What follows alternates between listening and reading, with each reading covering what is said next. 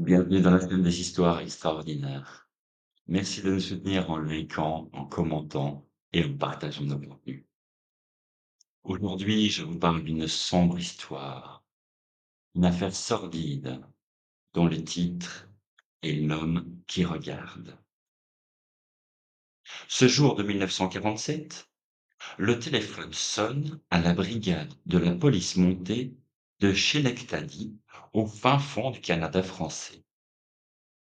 Lieutenant Delannoy à l'appareil, ici Marcel Miremont de la ferme des Castors. Venez vite, c'est affreux. Je viens de rentrer de poser des pièges et toute ma famille a été assassinée. Toute la famille, Miremont? Oui, tout le monde y est passé. Mon père, ma mère, mon frère et même Gustave qui est notre ouvrier. C'est affreux. C'est un vrai massacre. Ne t'occupe rien, mon garçon. Nous arrivons tout de suite. En arrivant à la ferme des Miremont, on s'aperçoit immédiatement que Marcel a donné un compte-rendu très exact des faits. Il est assis sur un tronc d'arbre, la tête enfouie entre les mains. Le soleil baisse déjà à l'horizon. Le lieutenant Delannoy et ses hommes se bornent d'abord aux constatations les plus évidentes. Dans l'entrée de la ferme, on découvre en premier la mère, Gabrielle, la tête éclatée par une balle de gros calibre qui l'a éteinte en pleine boue. Elle a dû mourir sur le coup. Un peu plus loin, dans l'escalier qui mène à la cave, c'est Gilbert Miremont, le père, qui a été abattu d'une balle en plein front. Lui non plus ne s'est pas vu partir. Mais le lieutenant Delannoy pense qu'il a dû apercevoir son assassin. Il a encore une grosse hache serrée dans sa main, comme s'il s'était emparé pour se défendre. Le frère aîné de Marcel Miremont, Donadieu, s'est retrouvé dans la grange à foin. Lui a été abattu d'une balle dans le dos. Quant au malheureux Gustave Quillet, l'ouvrier agricole de plus de 60 ans, on le découvre au bord de la mare. Il a encore les yeux ouverts et dans le regard, la terreur de la balle qui l'a atteint en plein cœur. Les autopsies indiquent clairement que toute la famille a été massacrée par la même arme et le même type de balle, un gros calibre pour la chasse à l'élan.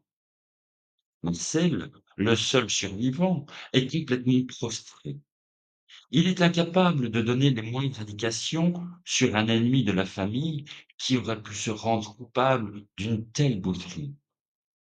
Le lieutenant Delannoy rédige le compte-rendu des faits. Les Miremont sont installés au Canada depuis 3 générations. Leurs affaires sont florissantes, mais ils sont loin d'être fortunés. Les 2 fils, Marcel et Donadieu, respectivement âgés de 41 et 47 ans, sont encore célibataires. Il faut dire que les occasions de rencontres matrimoniales sont peu nombreuses dans les forêts canadiennes. Quant aux filles de la ville, inutile de leur demander si elles veulent partir s'enterrer entre les élans et les castors. Au bout de quelques mois, l'enquête tourne en rond. Marcel, faute de mieux, se trouve en première ligne parmi les suspects, mais il a un alibi.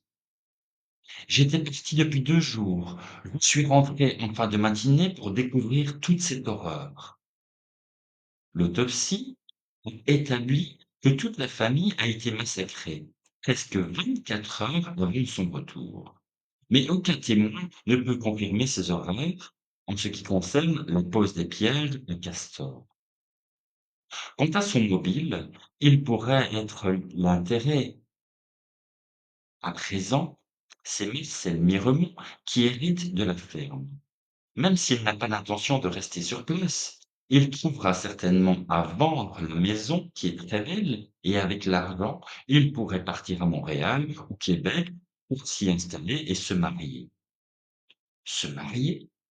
Et si on cherchait quand même un peu du côté des femmes? Donadieu et Marcel sont de belles bêtes. Aux assemblées, il ne devra pas laisser les filles indifférentes. Peut-être quelques donzelles auraient-elles pu les connaître mieux que les autres. Et c'est ainsi que la police montée finit par découvrir une ou deux jeunes filles qui ont eu l'occasion de valser entre les bras musclés des frères Miremont. Avec quelques réticences, elles admettent que tout n'était pas rose dans leur famille massacrée. Marcel était un peu jaloux de Donadieu, surtout depuis que la Félicie Andrieux l'avait quitté pour son frère. On parlait mariage et Marcel ruminait sa haine. Il n'était pas commode, le Marcel, du genre renfermé, mais capable de coups de colère épouvantables, tout comme son père. Mais de là, tuer toute sa famille, Félicie Andrieux, interrogée à son tour, explique qu'elle a rompu avec Marcel à cause de sa violence. Un jour, après la danse de l'Assemblée de printemps, il m'a fait une scène et j'ai cru qu'il allait me casser le bras. J'ai gardé un œil au beurre noir pendant plus d'une semaine. Donadieu, lui, était beaucoup plus doux, même si il n'était pas aussi bien bâti. L'attitude de Marcel, ses hésitations quant à son emploi du temps, finissent par justifier son incarcération. Le procureur est d'accord avec le lieutenant Delannoy. On va le garder au frais pendant quelques jours. Lui qui est habitué à la liberté et aux grands espaces, il va me trouver mauvaise. Espérons que ses nerfs vont lâcher. Mais les nerfs de Marcel ne cèdent pas. Il reste de longues heures assis sur son banc flanc, perdu dans ses pensées. Jusqu'au jour où le lieutenant de la eut une idée. Il en fait part au procureur. Ma sœur connaît un homme extraordinaire. Ce n'est pas la première fois que la police fait appel à ses services. Voilà ce qu'il pourrait faire. Le procureur donne l'autorisation d'envisager l'homme en question, un certain Kenneth Woodruff. Ses états de service mettent tout le monde en confiance. 2 jours plus tard, Marcel Miremont, à travers les barreaux de sa cellule, aperçoit un petit homme moustachu qui vient s'installer dans le couloir à 3 mètres de lui. Un policier lui apporte une chaise confortable et l'homme s'assied. Il regarde Marcel sans rien dire, même pas bonjour. Marcel, au bout de quelques minutes, se désintéresse du nouveau venu. Puis, il y revient. Il se demande ce que signifie la venue de cet homme en vêtements civils, assis dans le couloir. Ce n'est pas un prisonnier, ce n'est pas un policier, et ce n'est pas un avocat. Il est assis là, et il le regarde. «Hé, vous, monsieur, vous pouvez me dire pourquoi vous êtes là?» Et l'autre ne répond pas. Ses petits yeux noirs, enfoncés dans les orbites, fixent Marcel. C'est à peine si l'on voit les paupières scier de temps en temps. Mais l'inconnu ne répond pas. Il fixe Marcel. Il fixe Marcel pendant 4 heures d'affilée. Au bout de ce temps, un policier vient chercher l'homme qui se lève et disparaît au bout du couloir. C'est l'heure du repas, et d'ailleurs, on apporte le déjeuner à Marcel. Mais il n'a pas d'appétit, et il se trouve incapable d'avaler la moindre nourriture. Qu'est-ce qui m'arrive? Il m'énerve ce bonhomme, mais qu'est-ce qu'il me veut? Après le repas, l'homme aux petits yeux noirs revient et s'assied de nouveau sur la chaise. De temps en temps, il croise ou décroise ses jambes et il se contente de fixer Marcel. À la fin de la journée, le même policier vient chercher l'inconnu et ils sortent tous les 2. Marcel soupire. Bon débarras. C'est qu'il commençait à m'énerver ceci, à me regarder comme ça. Mais Marcel a du mal à s'endormir ce soir-là. Quelles sont les pensées qui l'agitent? On l'ignore. Le lendemain, dès 8 heures du matin, voilà l'homme aux yeux noirs qui s'installe à nouveau sur la chaise dans le couloir. Marcel lui tourne ostensiblement le dos. Malgré tout, ses nerfs craquent et il se met à hurler. «Servant! Quelqu'un!» Quand le servant arrive, son trousseau de clés à la main, Marcel laisse exploser sa colère. «Mais qu'est-ce que c'est que cet enquiquineur qui passe sa journée à me regarder? Faites venir mon avocat. Je suis certain que c'est illégal de mettre un mec devant ma cellule pendant des heures. On n'est pas Ouzo ici, je ne suis pas un singe. Est-ce qu'il a l'intention de me jeter des cacahuètes ou des bananes? C'est du harcèlement et j'en ai marre.» Le sergent répond: «Mon gars, tu ferais mieux de réfléchir à ce qu'il s'est passé à la ferme et aussi de fournir un alibi qui soit nickel. Tu en auras certainement besoin d'ici quelques jours devant le juge fédéral.» Pendant tout ce dialogue, l'homme aux yeux noirs est resté parfaitement impassible sur sa chaise et il restera ainsi immobile 8 heures par jour pendant 4 jours complets. Au bout des 4 jours, il quitte le couloir, se rend au lieutenant de Delannoy et dit: «Voyons, je crois que j'en ai assez pour que l'on puisse procéder à quelques vérifications. Si je visualise bien la ferme, c'est un grand bâtiment avec un pignon. À côté, il y a une grande foin.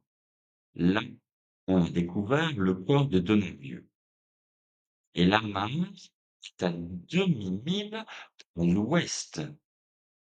Il y a une voie de boulot et Gustave Quillet était étendu là, sa tête trempée dans l'eau.» Le lieutenant Delannoy acquiesce. Tout ce que dit Kenneth Woolf est strictement exact. Mais cela ne prouve pas grand-chose. Il aurait pu l'avoir lu dans une pièce ou l'avoir constaté de lui-même en allant faire un tour à la ferme du crime. Woolf ajoute: «Heureusement, Marcel Miremont a passé de longues heures dans sa cellule, occupé de revivre ce qui s'est passé réellement. Et il a commis une erreur. Il est obsédé par l'arme du crime. À force de me concentrer sur l'arrière de son crâne, j'ai fini par visualiser l'endroit où il l'a caché. Vous trouverez l'arme et les munitions dissimulées sous un tas de bois dans la forêt, à 2 miles au nord en partant droit devant vous, depuis l'entrée de la ferme. À mon avis, il s'agit d'une carabine Winchester, une arme de collection. Eh bien, nous allons vérifier.» Aussitôt, la patrouille est envoyée à la recherche du mystérieux tas de bois. On le trouve sans difficulté. C'est Marcel qui l'a monté de ses propres mains. Sous le tas, une arme, une Winchester et des munitions. Confronté à l'arme du crime, Marcel s'effondre et avoue tout. «J'ai eu un coup de colère à propos de Félicie et j'ai battu Donadieu. Ma mère voulait tuer à bout portant quand elle est accourue. Et puis mon père, et puis Gustave. Pour éviter tout témoin, je les ai tués.» Marcel Miremont croupit depuis en prison pour la vie grâce à l'homme qui peut lire dans les pensées des criminels.